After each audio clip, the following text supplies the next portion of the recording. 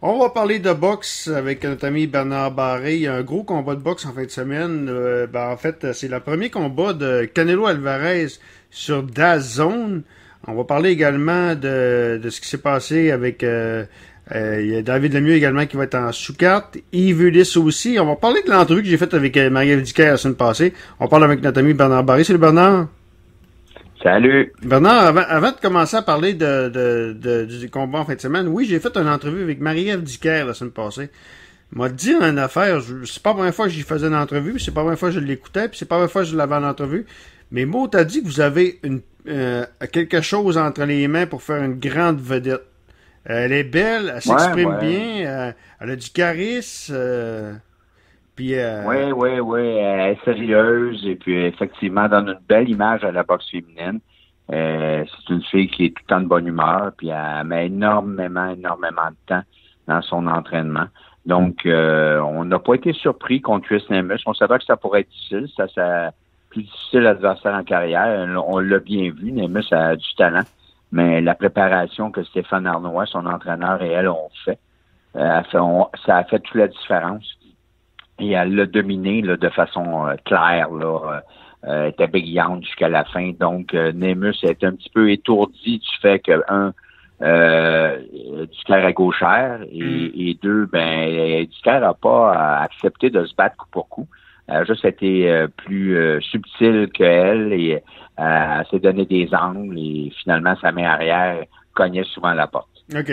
Ce qu'on dit, tu me corriges si je me trompe, c'est que j'ai posé la question, puis elle veut vraiment là aller en combat, parce que c'est le même principe que la boxe masculine.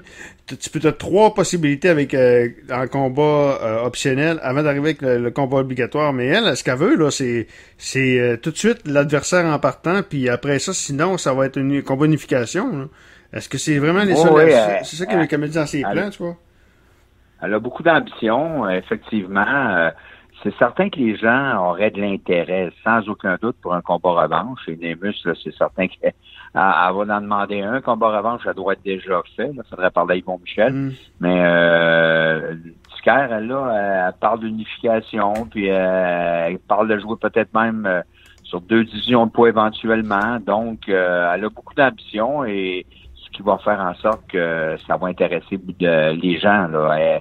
La fille va nous tenir très, très réveillés, là, je pense, les amateurs de boxe, avec tout ce qu'elle veut faire. OK. Donc, évidemment, c'était un petit peu assombri par ce qui se passe avec Adonis. T'as pas de nouvelles en passant d'Adonis 100%? Non, pas du tout. J'ai pas de nouvelles. On est en attente effectivement, on n'ose pas trop parler non plus pour pas nuire à la situation. Là. On a vu Mauricio Solomon de WBC qui est allé à son chevet. On a Yvon Michel qui est reparti hier à Québec. Sa conjointe est là depuis le combat. Elle n'a pas quitté.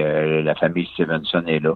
Donc, c'est certain que les prochains jours, là, éventuellement, il y a des décisions qui vont être prises pour voir parce que là, comme le médecin l'a bien expliqué l'autre fois, le neurologue à la télévision, ils vont essayer des choses dans les prochains jours et là, on va voir comment ça va tourner.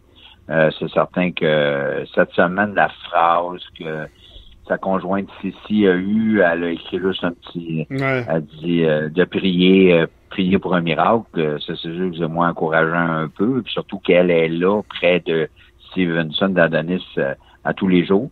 Mais tu sais, c'est tellement variable, un peu comme le neurologue l'a bien expliqué, d'une personne à l'autre, et lui-même, le neurologue, ne pouvait pas s'avancer compte tenu que tu n'as aucune chance d'arriver sur le bon diagnostic. Donc, c'est le temps là qui va décider, mais on s'attend à avoir des nouvelles dans les prochains jours. OK. Donc, en fin de semaine, c'est le premier combat de Canelo Alvarez sur DAZN, qui est la nouvelle plateforme de la boxe, possiblement. Est-ce que je me trompe en disant, Bernard, que DAZN a fait en sorte que c'est l'arrivée de DAZN a fait que HBO s'est retiré de la boxe? Ils ont vu que c'était... Ouais. HBO, ils disent qu'ils se sont retirés de façon régulière. Il y avait de la boxe à chaque année, il y avait des planifications, mais ils n'ont pas dit qu'ils reviendraient pas à la boxe. Donc, Ils vont choisir, ils vont sélectionner. Effectivement, DAZN est un concurrent très dangereux pour ses pour cette télé-là. C'est tout à fait normal. Eux arrivent avec un nouveau plan d'action là, en disant tu t'abonnes, puis tu payes 20$ par mois, puis un peu le Netflix sportif, puis là après ça t'as de multisports là, que tu peux aller rejoindre avec ça, mais c'est multiplateforme si tu veux. Donc c'est certain que ça ébranle un peu les réseaux conventionnels. Et là on va voir là qu'est-ce qui va arriver avec ça, mais effectivement, là, puis là, ils ont frappé un grand coup, donnant 365 millions à Canelo Alvarez pour ses 11 prochains combats. Donc, c'est beaucoup d'argent. Et on parle, il y avait une rumeur qui circulait que ça pourrait même être Gennady Golovkin également pourrait suivre Canelo Alvarez. Est-ce que tu crois ça? Pourrait suivre Canelo Alvarez. En allant sur DAZN aussi. Ce qui annonce, là... Puis on sait qu'il va y avoir un troisième combat éventuellement entre Golovkin et Alvarez. Les deux premiers ont été tellement bons. Donc probablement que DAZN a beaucoup d'intérêt là à mettre Golovkin sous contrat. Puis là, quand on parle de Golovkin ou Alvarez, là, on a qu'à penser que les deux combats, là, on est loin de penser qu'Alvarez ça a été facile. Là. Le premier, le combat nul, a été décrié par tous les experts. Puis la victoire d'Alvarez a été très contestée encore. Donc, c'est certain que de mettre la main sur ces deux joyaux-là de la boxe professionnelle, ça serait un coup d'éclat, là, déjà qu'ils ont Alvarez sous contrat. Donc, pour avoir, une stratégie là, de planification marketing terrible en mettant Golovkin sous contrat. OK. Donc, Rocky Fielding, je connais pas du tout contre Canelo Alvarez. Je lisais les commentaires des gens, puis ils disaient, c'est pas un gros adversaire pour et DAZN, justement, en parlant de DAZN, ils ont voulu protéger leur investissement en n'opposant pas puis c'est pas bête non plus, parce que dans le fond, tu peux pas envoyer un gros adversaire en partant contre Canelo Alvarez quand tu viens de payer 365 millions. Faut au moins que tu rentabilises ça un peu. Ouais, mais tu sais, Rocky Fielding, de son nom original, Michael Fielding, qui est un Anglais d'Angleterre. Donc, lui a pris son nom de combattant Rocky, puis il roule avec ça. Donc, ça nous mêle un petit peu. C'est pas un méchant boxeur, mais il a pas eu une carrière terrible. Il a pas une grande carrière en boxe amateur. Pas représenté son pays nulle part. Tu sais, il était vraiment très local. Donc, déjà là, ça me donne une idée. Et puis, tu sais, il y a eu un gros test. Quand on regarde sa fiche, là, il y a 27 victoires, une défaite. Sa seule défaite a été par knockout. Et il y a eu un gros test en 2015 quand il s'est battu contre Callum Smith. Callum Smith qui, lui, est le champion, là, le super champion WBA. Le champion ordinaire, c'est Rocky Fielding. Mais Callum Smith l'avait passé knockout au premier round, l'envoyant au tapis 3 fois au premier round. C'est sûr que là, il s'est rebâti là, sa carrière par après, là, c'était quand même en 2015. Puis il a arraché le titre à Tyron Zug, un Allemand qui avait une fiche de 22 victoires, aucune défaite, un combat. Là, il l'a passé knockout au 5e round. Mais c'est sûr que Zug, c'est pas dans la ligue à Canelo Alvarez. Donc, si on regarde sur papier, en temps normal, tout devrait bien se passer pour Canelo Alvarez, puis ça lui donnerait l'occasion aussi, Alvarez, d'aller chercher un titre dans une division de poids supérieure. Donc, ça serait sa troisième division de poids. Et c'est ce qui vise à aller arracher la ceinture, à avoir été champion dans 3 divisions de poids. Mais quand on regarde aussi, si on revient à Fielding, j'ai beau regarder, il a battu Brian Vera qu'on avait vu battre Sébastien Demers il y a quelques années. Il a passé knockout au 2e round. Il a battu aussi Charles Adamou en 2014 par décision unanime. Adamou avait été battu en 2005 contre Otis Grant au Centre Bell. Mais on cherche là les gros noms, là, les grosses victoires. Et c'est pour ça que Canelo Alvarez est largement favori dans ce combat-là. OK. David Lemieux, qui va être en sous-carte, évidemment, contre Terrano Johnson. Lui, David, il était quand même un peu déçu. Lui, il pensait que son combat, que le prochain combat, ça allait justement contre Canelo Alvarez.